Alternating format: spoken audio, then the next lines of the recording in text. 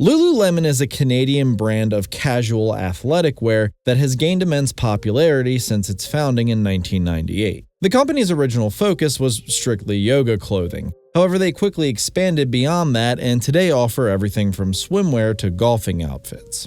Clearly, though, this isn't a fashion channel, so you're probably wondering how exactly does a Canadian company selling yoga pants connect with a true crime video? Well, for that, we have to rewind the clocks back to the year 2011 and take a trip to the state of Maryland, where today's story takes place. On the morning of March 11, 2011, Rachel Ortley got up and prepared to start her day like she always did. Rachel worked as the store manager for Lululemon's Bethesda Strip location in Bethesda, Maryland. This is a very affluent part of the state, where incomes are high and crime is low. So as she made her way to work that morning, Rachel could have barely imagined just how horrific the situation she was about to walk into would be. Arriving at the store, she took out her keys to unlock the front door when she noticed it was already open. This was odd, but not the most alarming thing in the world. It wasn't uncommon for her coworkers to show up earlier than her and sometimes open the door before she got there. Once she was inside, though, it was immediately clear something was wrong. The store appeared to be ransacked with shelves knocked over and merchandise tossed all over the floor, and not a single employee in sight. Now rightfully panicked, Rachel called out to the back of the store, and in response all she received was an eerie moaning sound coming from one of the bathrooms. Rachel ran out front, now in a full panic, and began fumbling her cell phone to call 911. Outside, she saw a man named Ryan who worked for the Apple store next to Lululemon. Worried that someone may be hurt, but frankly scared to go check herself, Rachel asked Ryan if he'd be willing to go into the store and check the back to see where the moaning was coming from. Ryan, a much braver soul than many, agreed to do so. Standing out front, Rachel dialed 911 while the Good Samaritan next door made his way through the ravaged Lululemon shop toward the source of the disturbing moaning. Just a couple minutes later, he came sprinting back out to Rachel, informing her of some horrific news. He'd found 2 employees in the back of the store suffering from injuries, and one of them appeared to be dead. Police and paramedics arrived on scene, where they discovered 29-year-old Brittany Norwood bound inside of an employee bathroom with signs of injury. She was scared and hurt, but alive. The same, however, could not be said for her coworker, 30-year-old Jana Murray. Murray was found in a hallway just around the corner from the bathroom where Norwood was discovered. She was lying face down in a massive pool of blood, and it was immediately clear to both paramedics and police that she was dead. The extent of her injuries was absolutely shocking, with the final autopsy results showing Murray had suffered hundreds of wounds from 8 different weapons. To call what was done to this poor woman overkill would be dramatically understating the point. Her head alone suffered over 300 blows, which completely shattered her skull and severed her spinal cord. Police described it as one of the most brutal crimes they had ever seen. At the hospital, a distraught Norwood told police what happened.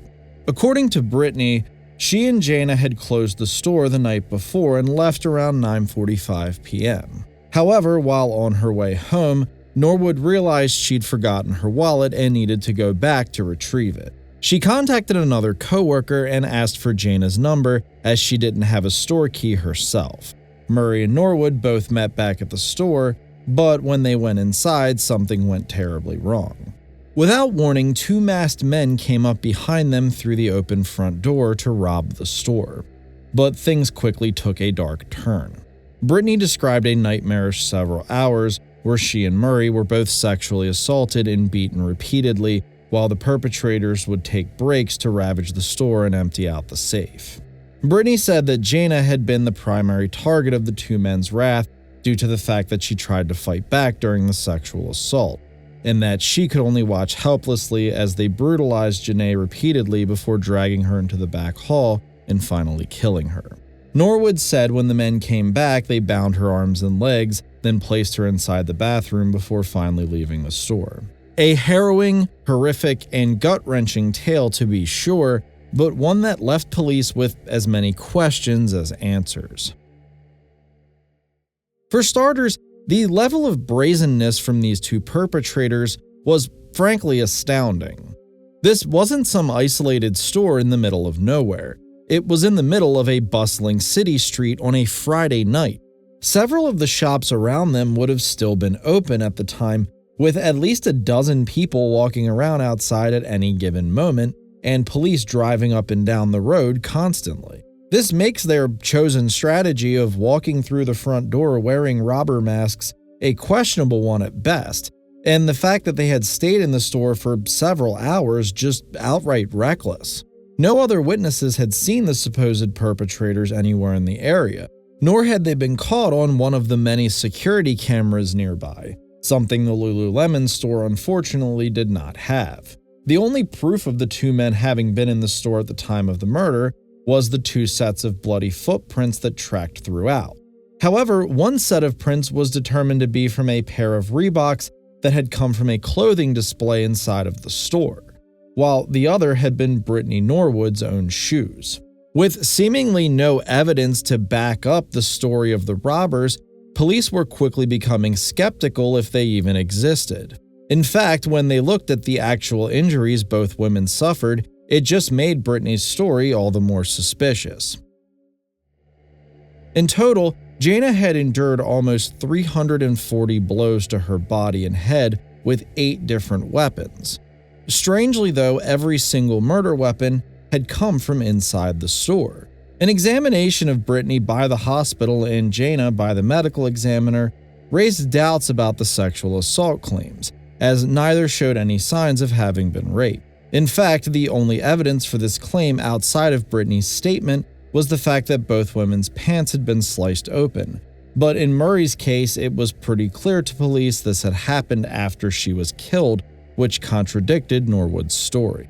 Brittany's injuries were also comically mild compared to Jayna's. She only had small scratches on her face and neck. Even her restraints had been placed on her in as comfortable a position as possible.